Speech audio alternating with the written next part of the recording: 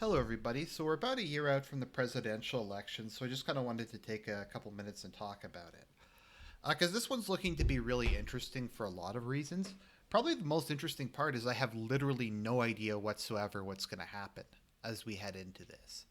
Um, it could be a big Trump win, it could be a big Democratic win, it could be a toss up. We really have no idea whatsoever at this point in time what's going to happen. And I wonder if this is just going to kind of be the new normal, whether society's just gotten very heterogeneous or politics is just very regional. It's just going to be very difficult to predict going forward what's going to happen. And we saw this in the last election where Trump's victory kind of came as a surprise to a lot of people. If we recall, the New York Times gave Hillary a 99% chance to win, whereas Trump actually did pretty well, at least in terms of the electoral college.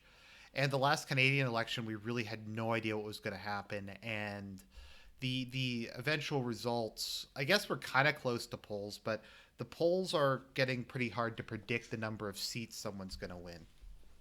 So this is the most, I guess, optimistic one I've found with regards to how well Trump does. I really can't see Arizona going blue at this point in time, at least. But it's really hard to tell. Probably in part because we don't know how many like illegal immigrants actually vote. We don't know how much fraud there is in that regard, and that's going to matter a lot in the border states. And we don't really know how many locusts have fled the red states because that's like a big issue. It's an ongoing trend because a lot of the blue states like California have just kind of become dumpster fires.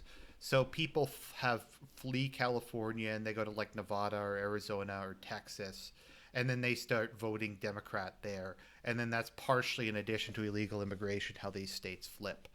That's why Virginia's a blue state now, why New Hampshire is, why Pennsylvania is, I think. It's just kind of heading in that direction. But it's really, like I said, we have no idea what's going to happen. It could be a huge Trump win, it could be a huge Democratic win. We don't know if it really matters who they run or not. But let's just take a look at it. So let's just talk a bit about the 2016 election. So in 2016, Hillary actually won the popular vote by about 2%. It doesn't really matter to a certain extent who wins the popular vote in the states. You just have to win a majority of the electoral college. And the electoral math happened to favor Trump, at least in this election. Now, to be kind of fair, the Democrats, I think, have a bigger inherent advantage because they have New York, Illinois, California, and Virginia. Like three of the larger states will just vote for them regardless. And the Republicans really have no chance. Whereas the Republicans really only have Texas as a large state. And I guess maybe Georgia. That is pretty much guaranteed to vote for them. And Texas is going to flip at a certain point in time as a result of the locusts and illegal immigration. So, if we look at the polls, though, the polling was all over the place.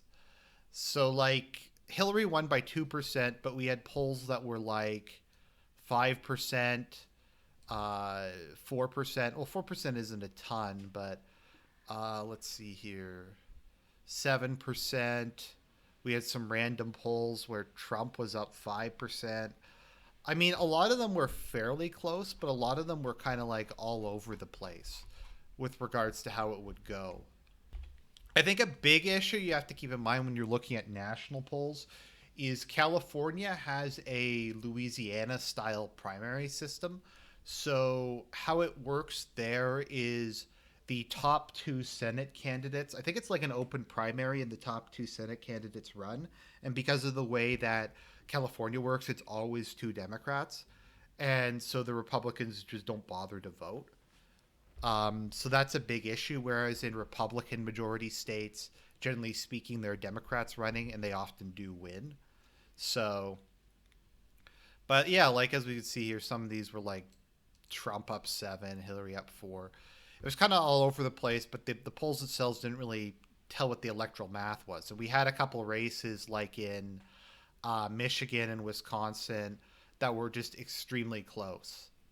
Florida was pretty close too, and a lot of these states could kind of flip either way in the next election. The question is, though, is the next candidate going to be as strong as Hillary is? And that's something we don't really know as of yet. So let's take a look at what the polls are currently saying for the general election. So Trump versus Biden, Trump is up 13, Sanders is up 12, Warren is up 7. But these are once again all over the place. So this is like Trump versus Warren, where Trump is up 2, and then this is Trump versus Warren and Trump is up 7. Sorry, Warren is up 7.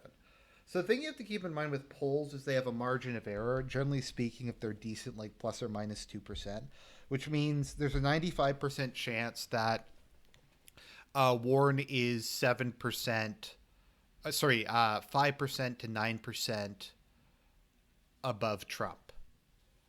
But if you take that margin of error there and the margin of error like there, they don't overlap. So one of these has to be wrong, or they're just using completely different sampling methodologies. Maybe they're not weighting one.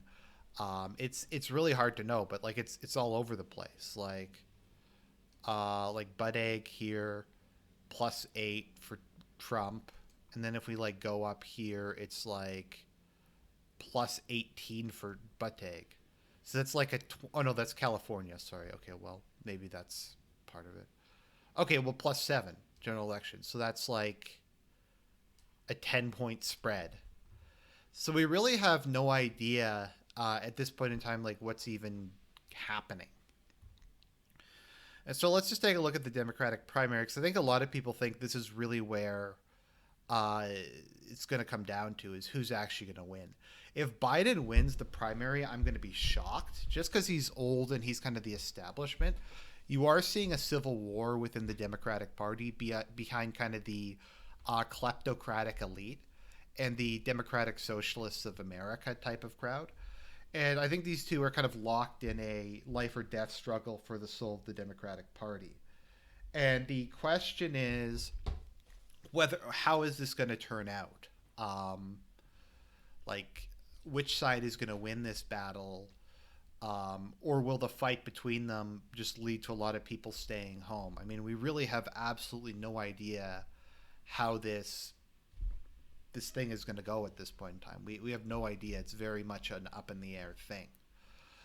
You also have Buttigieg, who seems to be going up. He is like the candidate of the New World Order. He is like he reminds me a lot of Nicholas Carpathia from the Left Behind series.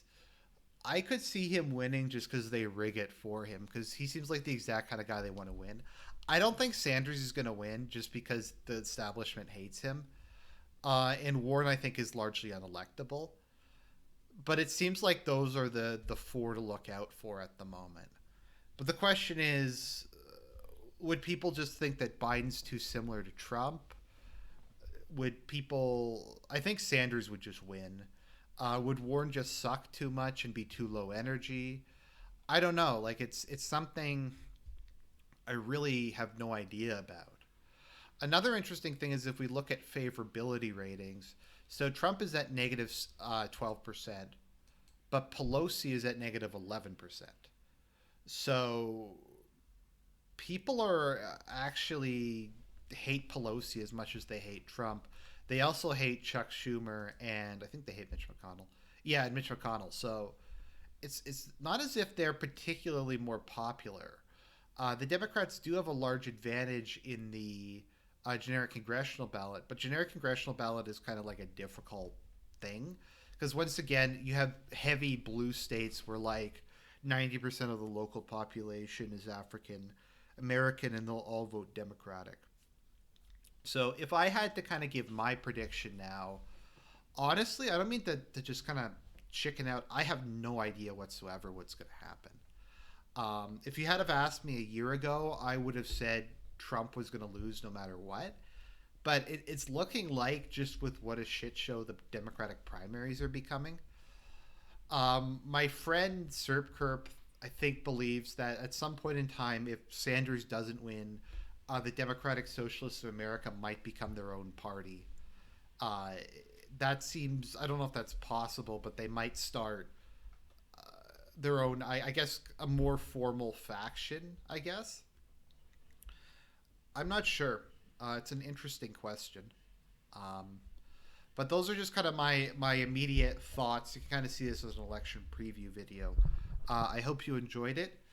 God bless everybody, and lots more content to come.